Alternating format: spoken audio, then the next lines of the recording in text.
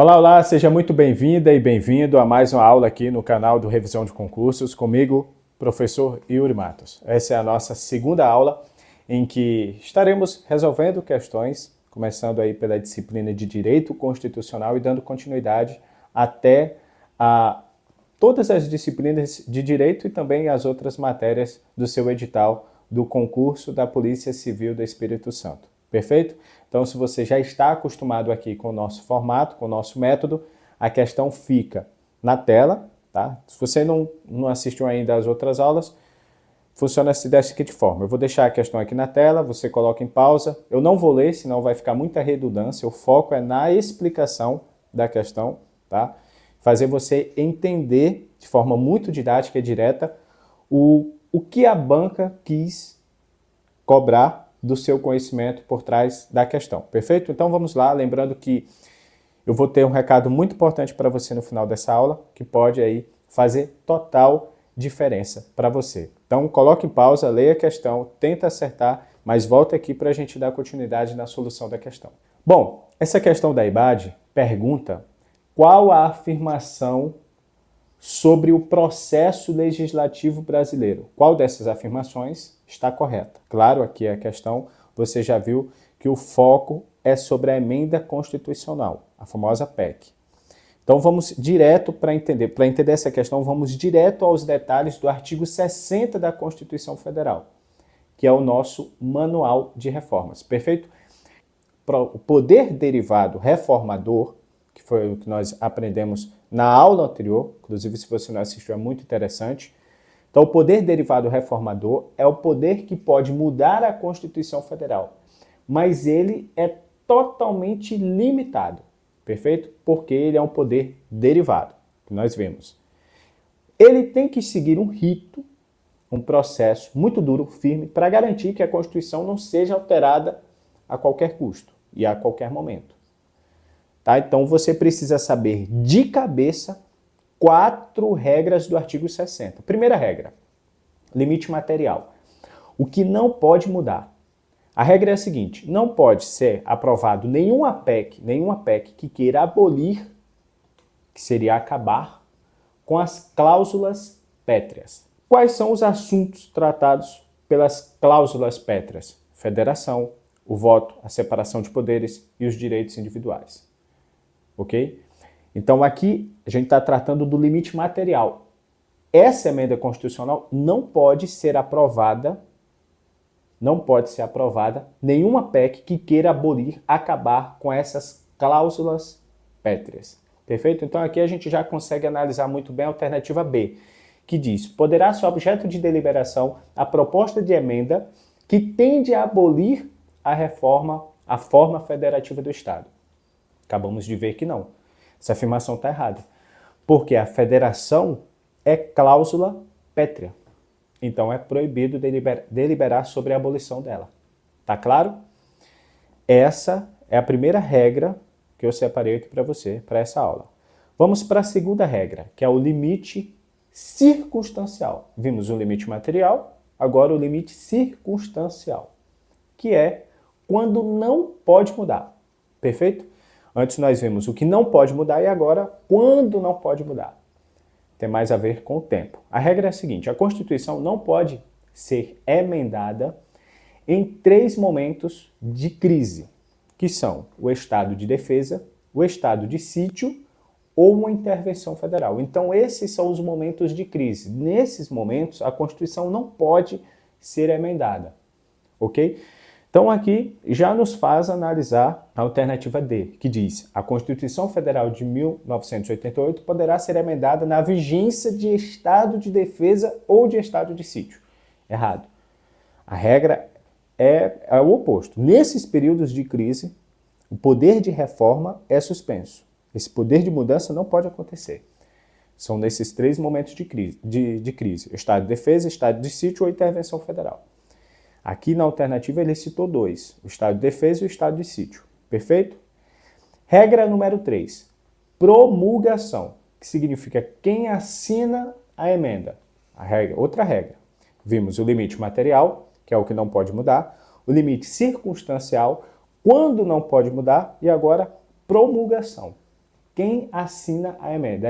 A regra é a seguinte, a emenda, depois de ser aprovada, ela é assinada, que seria promulgada, pelas mesas da Câmara dos Deputados e do Senado Federal, juntas, tá?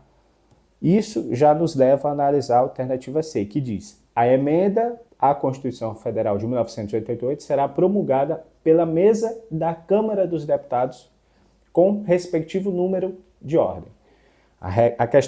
A alternativa está incompleta. Faltou o Senado. Se não tiver as duas, fique muito atento a isso. Se não tiver as duas, a alternativa está te conduzindo ao erro. Tá? Então, se não tiver as duas mesas juntas, a alternativa está errada. Quarta regra, votação e quórum. Muito importante. O rito, um rito dificílimo ele existe, né? Para justamente não ser tão fácil acontecer essas emendas constitucionais. A regra é a seguinte, essa regra está inclusive no artigo 60, parágrafo 2º. A PEC tem que ser votada em cada casa do Congresso. Vimos na alternativa anterior, na regra anterior, que é a promulgação, né, a maioria dos deputados, Câmara dos Deputados e a Câmara do Senado. Perfeito? Mesa da Câmara dos Deputados e a do Senado Federal. Então, nesse caso, ela tem que ser votada em cada casa do Congresso. Isso acontece 2 vezes, são 2 turnos. Para ser aprovada, ela precisa de 3/5. Lembre desse número, 3/5 dos votos dos membros de cada casa. Ok? Então, a votação acontece 2 vezes, em 2 turnos, e para ser aprovada precisa de 3/5 dos votos dos membros de cada casa.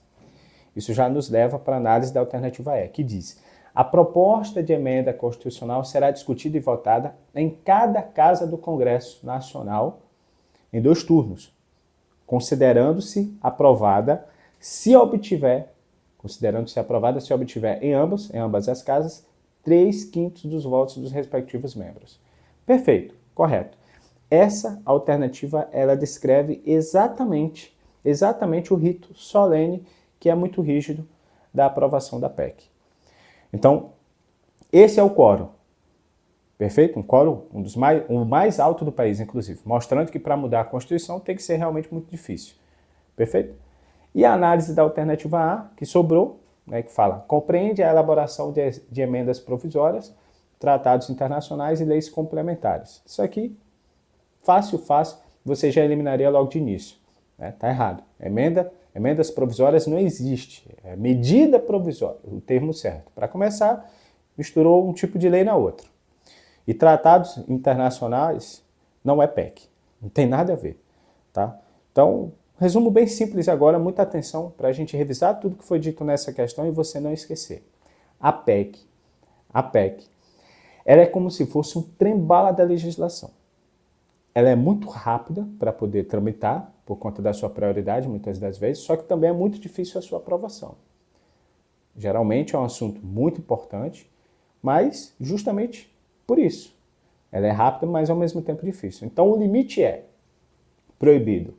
O limite que você precisa entender é que é proibido mexer nas pétreas, cláusulas pétreas, e mudar em tempos de crise. O limite para que ela aconteça é justamente isso. Não pode mexer nas cláusulas pétreas, não pode mudar em tempos de crise. Cláusulas pétreas são aquelas que tratam do quê? Assuntos da federação, do voto, da separação dos poderes e dos direitos individuais. E os momentos de crise são aqueles: estado de defesa, estado de sítio, intervenção federal. Perfeito? Esse é o limite da PEC. O rito: 2 turnos em cada casa. 2 turnos em cada casa.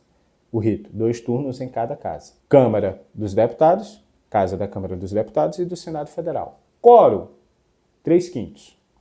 Não confunda com a maioria absoluta de meio mais 1. Aqui o quórum é 3/5 para a PEC. Ok?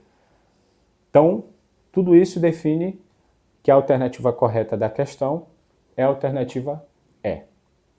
Tudo bem? Vamos lá.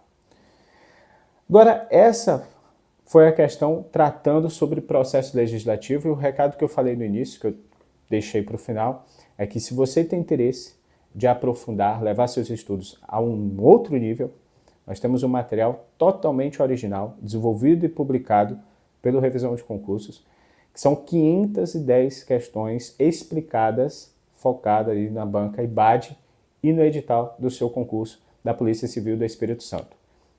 Essas questões estão distribuídas no total de 10 arquivos foram divididos para cada disciplina, teste de direito, tá?